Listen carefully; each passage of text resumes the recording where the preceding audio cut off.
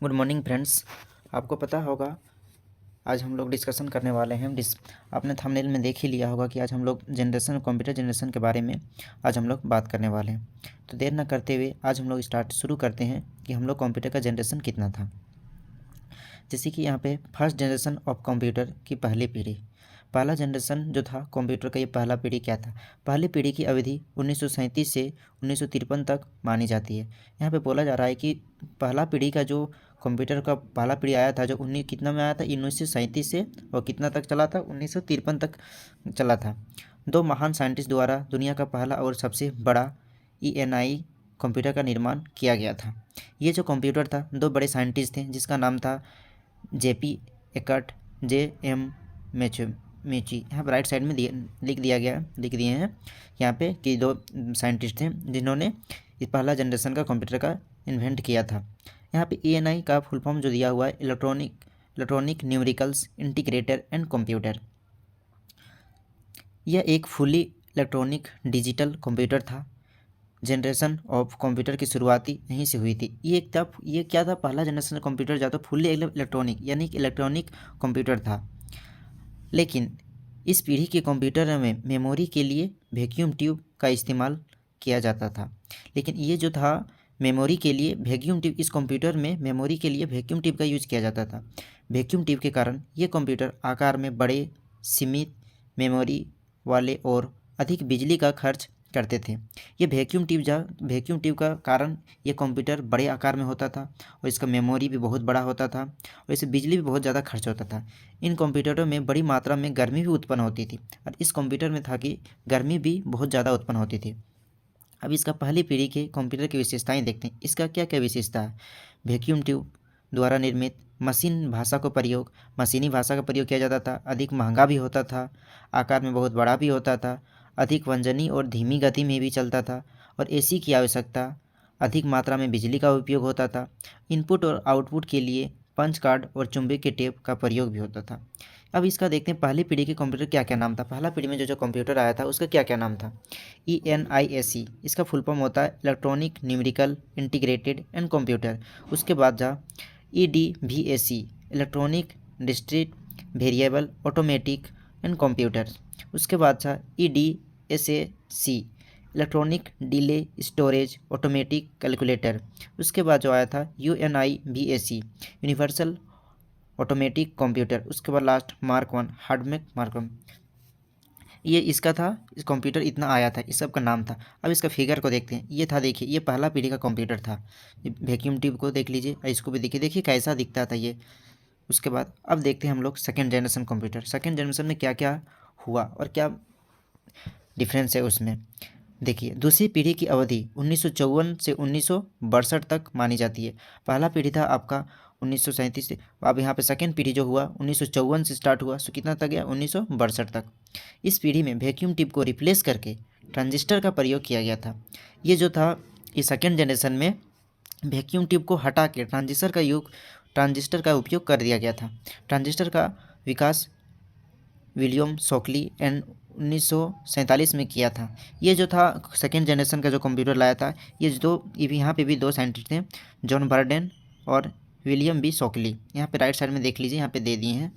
उसके बाद देखते हैं इस पीढ़ी के कंप्यूटरों में चुंबकीय कोर का उपयोग प्राइमरी मेमोरी और चुंबकीय टेप और चुंबकीय डिस्क का उपयोग सेकेंडरी मेमोरी के लिए किया गया था। देखिए यहाँ पे क्या लिखा, इस पीढ़ी के कंप्यूटर में चुंबकीय कोर का उपयोग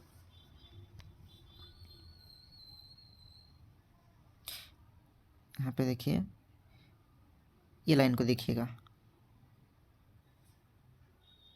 प्राइमरी। यहाँ पे बोला गया है कि देखिए कंप्यूटर में चुंबकीय कोर का उपयोग प्राइमरी मेमोरी और चुंबकीय टेप का, जो पहला चुंबकीय था चुंबकीय कोर का प्राइमरी मेमोरी के लिए और चुंबकीय टेप के लिए, कोर के लिए था प्राइमरी मेमोरी और चुंबकीय टेप के लिए था, चुंबकीय टेप और डिस्क के लिए उपयोग किया जाता था, सेकेंडरी मेमोरी के लिए किया गया था। कंप्यूटर की दूसरी पीढ़ी में दो प्रकार के ऑपरेटिंग सिस्टम का उपयोग किया जाता था। उस समय कंप्यूटर में दूसरी पीढ़ी में कंप्यूटर को दो सिस्टम से उपयोग किया जाता था, बैच प्रोसेसिंग और दूसरा था मल्टी प्रोसेसिंग ऑपरेटिंग सिस्टम। अब इसका दूसरी पीढ़ी के कंप्यूटर की विशेषताएं देखते हैं। इसका विशेषता है ट्रांजिस्टर द्वारा निर्मित पहली पीढ़ी की तुलना से ज़्यादा विश्वसनीय थे। मतलब पहला पीढ़ी था जो स्लो था, और पहला जो था वो ट्रांजिस्टर वैक्यूम ट्यूब था, उसको रिप्लेस करके ट्रांजिस्टर लाया गया था। सेकेंड था इसका पहली पीढ़ी की तुलना से ज़्यादा विश्वसनीय, यानी कि उससे ज़्यादा फास्ट लेता। इसमें असेंबली और हाई लेवल लैंग्वेज जैसे फोर्टेन कोबल का उपयोग भी किया जाता था। देखिए इसमें था जो हाई लेवल लैंग्वेज भी इसमें यूज़ किया गया था सेकेंड जनरेशन में। उसके बाद थर्ड पॉइंट है, पहली पीढ़ी की तुलना में आकार में छोटा था। जो पहला जनरेशन का जो था वो कंप्यूटर बड़ा था, ठीक है, लेकिन ये जो था सेकेंड जनरेशन का ये छोटा था आकार में। इनमें कम गर्मी उत्पन्न होती, उसमें बहुत ज़्यादा गर्मी उत्पन्न होती थी, और इसमें होता था कि गर्मी बहुत कम ही उत्पन्न होने लगी। पहली पीढ़ी की तुलना में कम बिजली खर्च होती थी, उसमें बिजली ज़्यादा खर्च होता था पहला पीढ़ी में, और सेकेंड जनरेशन में कम खर्च हो रहा है। पहले के कंप्यूटर से तेज़, वो जो पहले जनरेशन का जो कंप्यूटर था उस तो हल्का स्लो भी था, और सेकेंड जनरेशन में जो आया था ये इसका हल्का तेज़ था, और इस एसी की आवश्यकता है। हम दूसरी पीढ़ी के कंप्यूटर के नाम देखते हैं, जैसे कि IBM 1620, इंटरनेशनल बिजनेस मशीन 16, इसका फॉर्मूला लिख दिए हैं, ने फुल फॉर्म लिख दिए हैं यहाँ पे, इंटरनेशनल बिजनेस मशीन।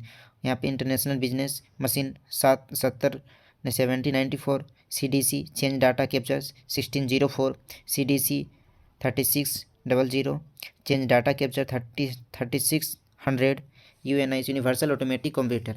ये था सेकेंड जनरेशन का। अब इसका फिगर को देखते हैं।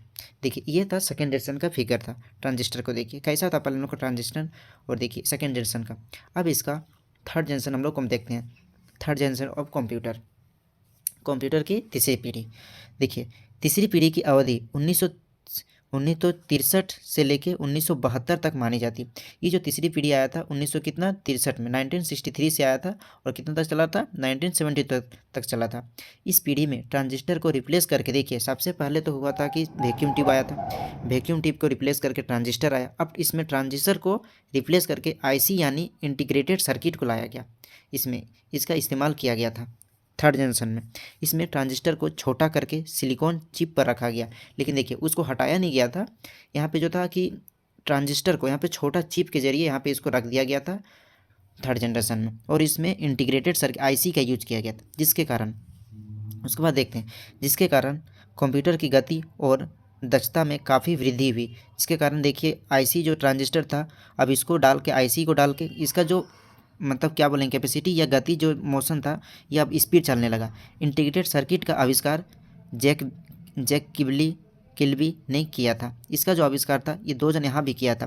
देखिए यहाँ पे रॉबर्ट नॉइस ऑफ फेयरचूल्ड, और इसका देखिए फेयरचूल्ड कहने का मतलब यहाँ पे कि देखिए ये जो था थर्ड जनरेशन का जो आया था ये कंघी के जैसा था, ठीक है।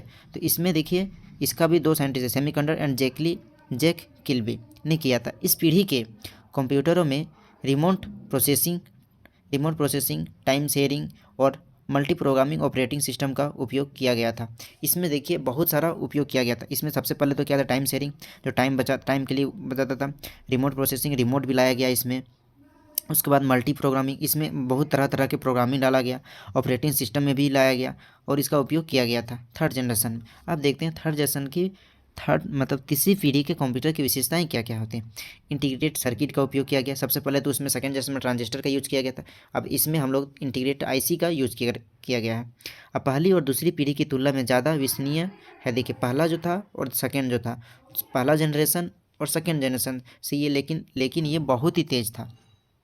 थर्ड जनरेशन आकार में छोटा और तेज़, लेकिन रखवाव में अभी भी कठिन। देखिए ये जो था पहला और दूसरा से भी ज़्यादा स्पीड तेज था। अन्य पीढ़ी की तुलना से कम ऊर्जा की खपत, यानी देखिए उसमें जो होता था पहला और सेकंड जितना सामान का यूज किया गया था, इसमें जो था कम सामान से भी काम चल गया था। AC का आवश्यकता भी हुआ था। माउस और कीबोर्ड का भी उपयोग हुआ। इसमें जो पहला था उसमें माउस और कीबोर्ड था नहीं, पहला और सेकंड जनरेशन, लेकिन इसमें माउस और कीबोर्ड भी आया। उसके बाद हाई लेवल लैंग्वेज भी आया, जैसे Fortran two TV IB COBOL, Pascal, BASIC ALGOL का उपयोग किया गया इसमें। अब तीसरी पीढ़ी के कंप्यूटर में क्या क्या नाम था अब देखते हैं। IBM 360 series, Honeywell 6000 series, PDP personal data process, IBM 370 या 168, या TDC 316। अब इसका फिगर को देखते हैं। देखिए ये था थर्ड जनरेशन का तीसरी पीढ़ी का कंप्यूटर, ट्रांजिस्टर का इंटीग्रेटेड सर्किट वो था। सेकंड में था, पहला में था वैक्यूम ट्यूब, दूसरा में था आपका ट्रांजिस्टर, और थर्ड में आपका हो जाएगा IC इंटीग्रेटेड सर्किट। अब देखते हैं फोर्थ जनरेशन के बारे में। देखिए, फोर्थ जनरेशन ऑफ कंप्यूटर यानी कि कंप्यूटर की चौथी पीढ़ी में क्या हुआ था, क्या क्या अब इसमें अलग अलग चीज़ आया था। अब देखते हैं। चौथी पीढ़ी की अवधि 1972 से लेके 1984 तक मानी गई। देखिए, ये जो था चौथी पीढ़ी 1972 में आई थी। उसके बाद ये कितना तक इसका चला था, 1984 तक चला था। इस पीढ़ी के कंप्यूटर में VLSI इसका यहाँ पे देखिए फुल फॉर्म होता है very large scale integrated circuit का उपयोग किया गया था। इसमें जो था VLSI का उपयोग किया गया था, यानी कि वेरी लार्ज स्केल इंटीग्रिटी का सर्किट का यूज़ किया गया था। इस VLC सर्किट के एक सिलिकॉन चिप पर लगभग 500,000 ट्रांजिस्टर और सर्किट तत्व होते हैं। ये जो देखिए VLSI सर्किट जो था इसमें 50,000 ट्रांजिस्टर सर्किट तत्व रखा गया था, जिसे माइक्रो प्रोसेसर कहा जाता है।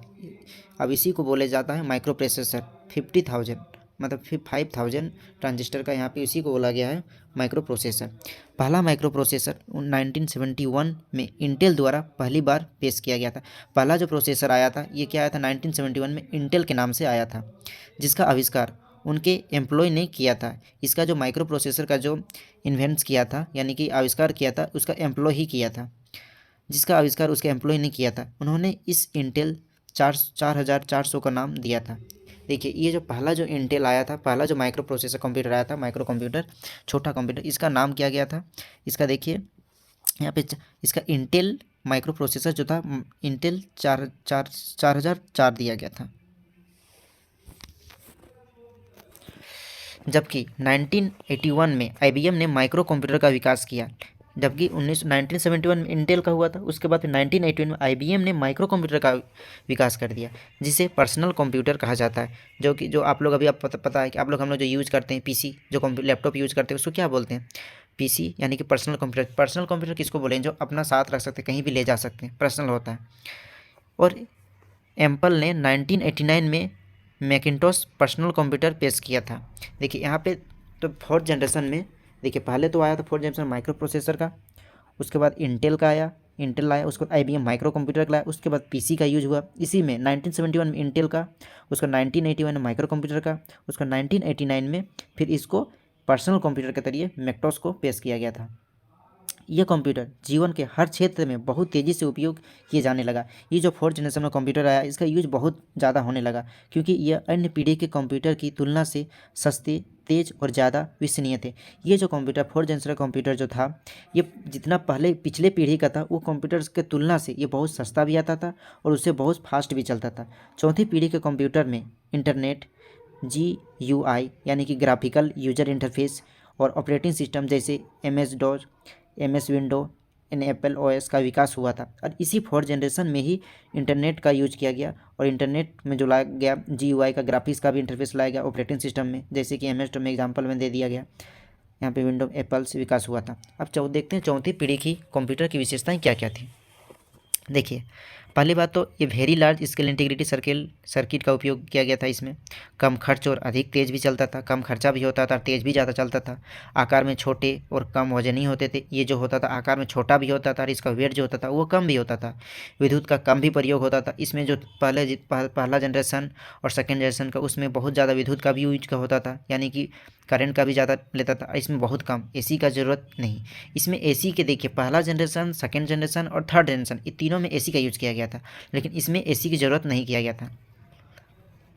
फिर रख रखाव सरल, इसमें रखने का भी सुविधा अच्छा से होने लगा।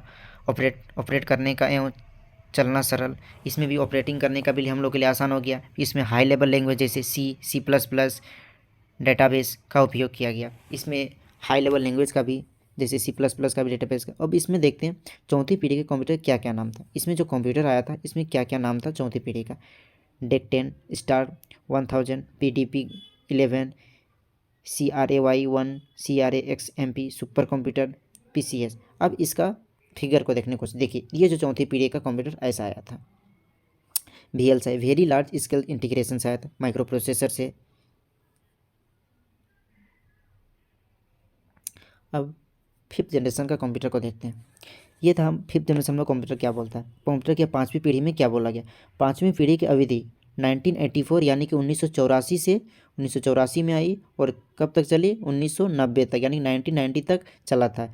इस पीढ़ी में वर्तमान के कंप्यूटरों को और भविष्य में आने वाले कंप्यूटर को शामिल किया गया।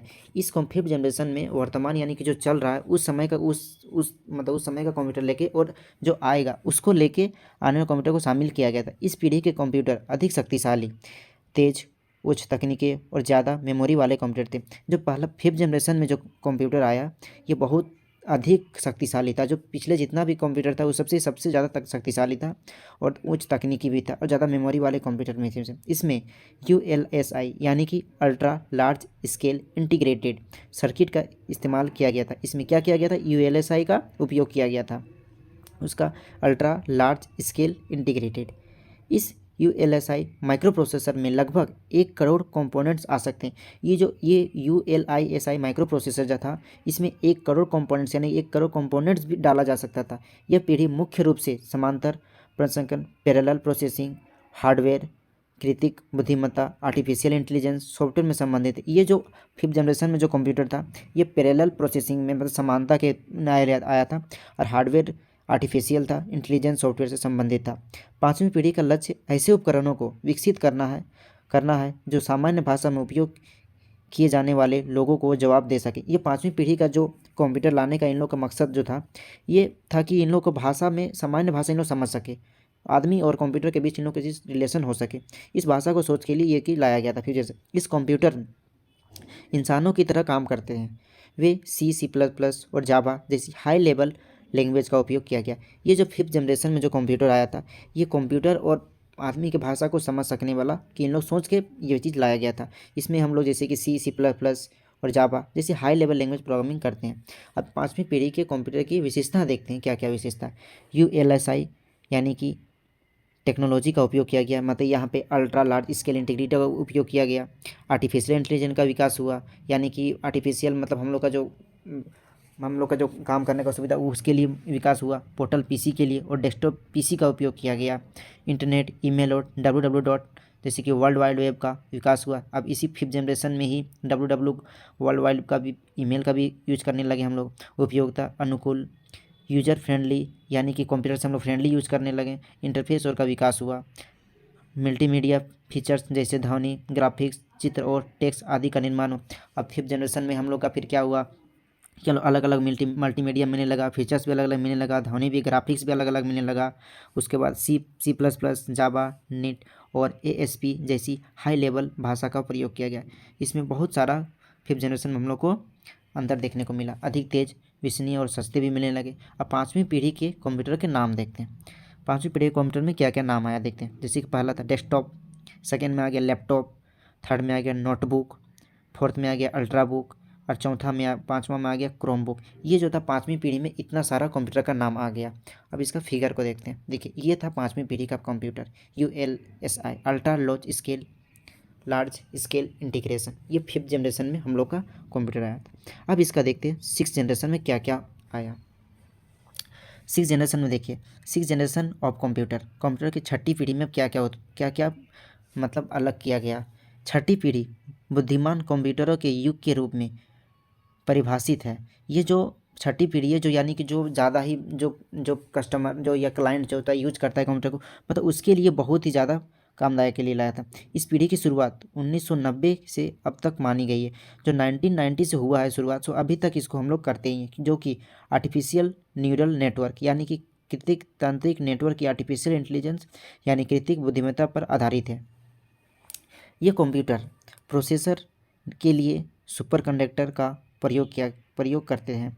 इस कंप्यूटर का जो प्रोसेसर के लिए सुपर कंडक्टर का उपयोग करते हैं हम लोग, जो कि बिजली बर्बाद नहीं करते और ऊर्जा की बचत करते। यानी कि इसमें हम लोग को होता था, सिक्स जनरेशन में हम लोग को फिर होता था कि बिजली इसमें कम खपत होने लगती थी और ऊर्जा भी कम होने लगती। इस पीढ़ी के हम लोग को ऊर्जा उतना देने पड़ती। इस पीढ़ी के कंप्यूटर आकार में अधिक छोटे, तेज और शक्तिशाली हैं।